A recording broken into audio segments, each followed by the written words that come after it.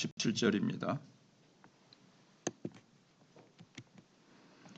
사랑하는 자들아, 거류민과 나그네 같은 너희를 권하노니 영혼을 거슬러 싸우는 육체의 정욕을 제어하라. 너희가 이방인 중에서 행실을 선하게 가져 너희를 악행한다고 비방하는 자들로 하여금 너희 선한 일을 보고 오시는 날에 하나님께 영광을 돌리게 하려 함이라.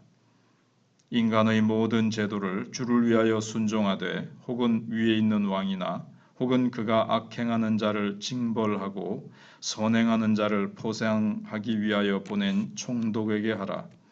곧 선행으로 어리석은 사람들의 무식한 말을 막으시는 것이라. 너희는 자유가 있으나 그 자유로 악을 가리는 데 쓰지 말고 오직 하나님의 종과 같이 하라. 무사람을 공경하며 형제를 사랑하며 하나님을 두려워하며 왕을 존대하라. 아멘. 이 세상을 살아가는 이 그리스도인의 모습을 어떻게 이 세상을 살아가야 되느냐 하는 것을 말씀하고 있습니다. 어제는 우리가 그리스도 위에 세워진 성전과도 같은 존재라는 것을, 그 정체성, 왕 같은 제사장이요 택하신 족속이요 그의 소유된 백성이라고 했는데, 오늘은 또 이제 이 세상 속에서는 그럼 어떤 정체성을 가지고 살아가느냐 하는 겁니다. 이 땅을 살아가는 우리의 정체성은 이방인이고 일시적인 체류자라는 겁니다. 그래서 우리의 소속과 삶의 기준은 세상 사람들의 방식과 다르고 하늘에 우리는 맞춰져 있기 때문에 그렇습니다. 우리의 본향이 하늘이요 우리의 소속이 하늘나라이기 때문에 그렇습니다. 그래서 세상 속에서 살아가지만 우리의 삶의 방식은 하늘나라 방식으로 살아가야 된다는 것을 11절, 12절이 말씀하고 있습니다. 그래서 성도의 정체성은 이 땅에 일시적으로 체류하는 이방인. 우리는 이 마천동에 그 외국인 노동자들이 잠시 그들의 어떤 목적을 달성하기 위해서 잠시 체류하고 있는 것을 우리가 많이 보지 않습니까? 그들을 보면 우리가 좀 쉽게 이해를 할 수가 있죠. 믿음의 조상 아브라함이 가나안에서 평생 이방인으로 살았습니다. 그들 삶 속에 그냥 들어가가지고 그들처럼 귀화하고 그들 방식을 따라서 그렇게 살아갈 수도 있지만, 거기서 계속 하나님의 백성으로 살았고 그야말로 장막을 지어놓고 얼마든지 돈이 많아서 대궐 같은 집 지어놓고 벽돌집 지어놓고 살 수 있지만, 나는 이 땅에 이방이라는 것을 보여주기 위해서 장막을 지어놓고 평생을 살았습니다. 그 말은 우리는 이 주변 문화에 동화되지 않는 하나님의 언약 백성으로 살아가야 된다는 것을 보여주고 있습니다. 세상 속에서 아무래도 살다 보면 세상 방식, 세상 삶의 스타일에 나도 모르게 동화돼서 그렇게 살기 쉬운데, 우리는 하늘 백성이기 때문에 하늘나라의 스타일, 하늘나라의 방식을 따라서 살아가야 된다는 겁니다. 세상 사람들은 자기 눈에 보기 좋은 것을 따라 살아가고 육신의 만족, 세상의 성공이 전부인 것처럼 살아가지만, 그리스도인은 그런 세상 방식을 거슬러서 싸우며 살아간다고 오늘 본문이 말씀하고 있습니다. 육체의 정욕을 거슬러서 우리는 싸워나가야 되는데, 우리도 막 세상 사람들처럼 더 가지고 막 더 어떻게 막 육신의 욕망이 막 우리도 올라오지요. 근데 그것을 거슬러 싸운다는 것은 이 강한 욕망보다도 더 강한 성령의 능력에 지배를 받아서 성령의 권능에 사로잡혀서 이 육신의 욕망을 이제 복종시키면서 살아간다는 거죠. 그래서 이 육신의 욕망을 우리가 잘 세심하게 주의하지 않으면, 경계하지 않으면 기도 생활도 우리의 삶도 욕망에 사로잡혀서 세상 사람들처럼 이렇게 흘러 떠내려갈 수가 있다는 겁니다.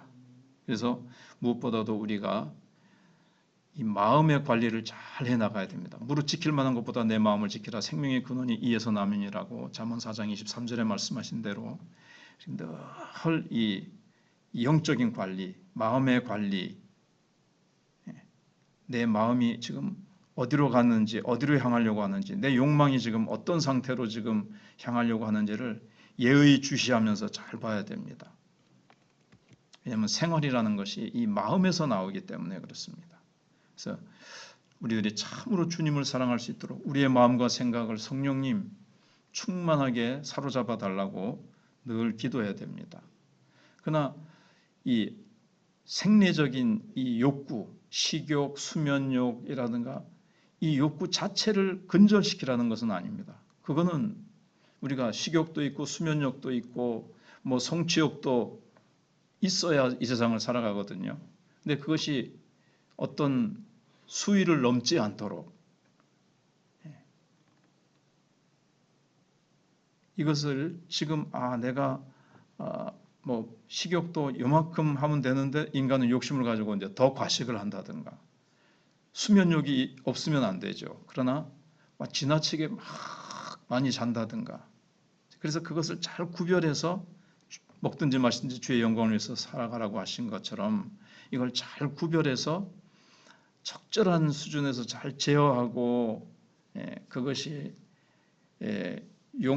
수위를 넘어서 죄된 자리에까지 게으름이라든가 욕심의 자리에까지 나가지 않도록 그리고 그 하나님이 원래 주신 욕구를 하나님의 영광을 위해서 잘 사용할 수 있도록 해야 되는 겁니다. 그래서 우리의 궁극적인 관심과 소망은 이 땅이 아니라 하늘에 있기 때문에 그렇습니다. 그렇다고 그리스도인들이 이 땅의 삶을 이제 외면하는 것은 아닙니다. 오늘 보면 하늘의 기준을 따르면서 선한 삶을 통해서 우리를 비방하던 자들이 초대교회 때 그 많은 오해 속에서 막 비방을 받았거든요. 예수쟁이들은 이 세상 사람들이 아니고 막 신앙생활에만 미쳐서 어쩌고 저쩌고 막 이제 그러거든요. 근데 이 세상의 삶도 반듯하고 부지런하고 아주 자기네들보다도 더 국가의 법이라든가 선한 시민으로서 본된 시민으로서 이 세상의 일들도 선한 일에 있어서는 앞장서서 잘 한다는 그래서 하나님께 예수 믿는 사람들도 참 착하고 부지런하고 성실하고 존경할 만하다. 그러면서 하나님께 영광을 돌리도록 예수 믿는 사람들은 다르다. 이런 적극적인 태도로 또 세상 속에서 살아가라는 겁니다. 그러니까 죄에는 물들지 말고 선한 일에 있어서는 앞장서서 본이 되는 삶을 살라는 거죠. 그래서 거룩한 생활을 하고 정돈된 가정을 모범적인 가정을 지금 가정들이 다 깨어지고 음란과 외도와 이런 것들로 가득 차 있는데 정말 깨끗하고 반듯한 가정 생활을 살아가면서 우리가 또 하나님께 영광을 돌려야 된다는 겁니다. 그래서 우리를 접하는 사람들이 우리의 생활을 보면서 우리의 생활 배후에 계시는 하나님, 저 위에 계신 하나님 때문에 저들이 저렇게 살아갈 수 있구나 하면서 하나님께 영광을 돌릴 수 있는 삶을 살아가라는 겁니다. 그래서 세상에 있지만 세상에 속하지 않고 세상을 거슬러 가지만 세상 속에서 세상의 죄를 거슬러 올라가지만 주님의 영광을 드러내면서 살아가야 된다는 겁니다. 어떻게 보면 참 쉽지만은 않지요. 쉽지 않지만 내 힘으로는 안 되지만 내 안에 계신 성령님 그분이 계시기 때문에 우리는 또 그렇게 살아갈 수가 있습니다. 그래서 13절로 17절에서는 천국 시민으로 이 땅의 모범 시민으로 어떻게 살아갈 것인가. 우리의 시민권은 궁극적으로 하늘에 있지만 이 땅에서도 또 그러니까 우리는 이중 국적을 가지고 있기 때문에 이 땅에서도 훌륭한 시민으로 살아가야 됩니다. 그 구체적인 방법은 모든 제도적인 권위에 순종하라고 말씀하고 있습니다. 세상 권위에 복종하는 이유가 여기 나와 있는데 주님께서 세상의 왕들과 지도자들을 주님이 세우셨기 때문에 그렇습니다. 로마서 13장 같은 데 보시면 그들도 직분자예요. 교회의 직분은 아니지만 신령한 직분자는 아니지만 세상의 직분자. 왜냐하면 이 세상 질서를 유지하고 악을 징벌하고 선을 장려하는 기능을 수행하기 위해서 그렇습니다. 치안과 안전을 주일날 잠깐 예를 든 것처럼 뉴욕시에서 정전이 됐을 때 25시간 동안에 수많은 점포가 약탈을 당하고 완전히 세상은 지옥같이 되지 않습니까? 그래서 하나님께서 정부와 경찰과 법원과 여러 가지 이제 권위를 주셨거든요.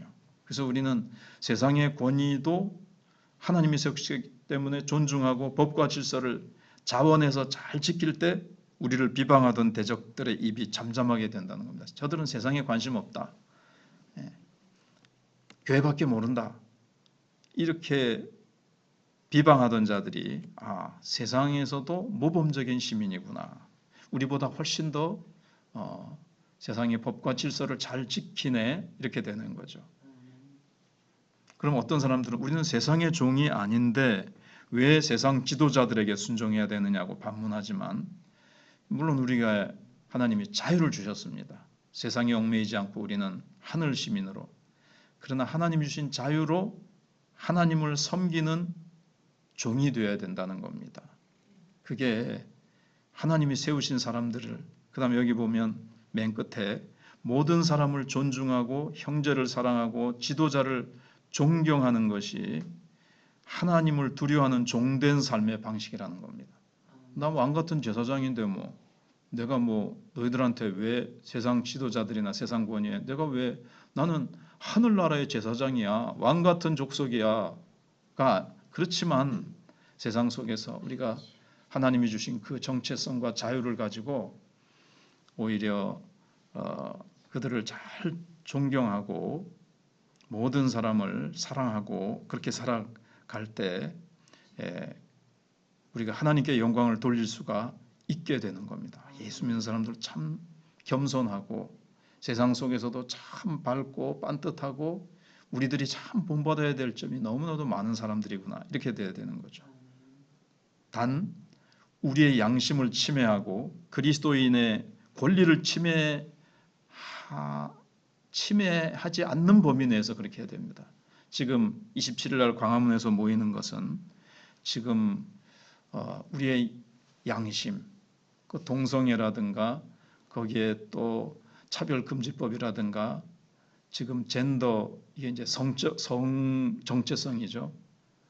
어떤 남자가 나 껍데기는 내가 남자지만 속은 내가 여자로 태어났다 이러면서 여자 탈의실, 여자 샤워실에 가서 이제 앞으로 이제 외국에서는 벌써 그렇게 되고 있잖아요.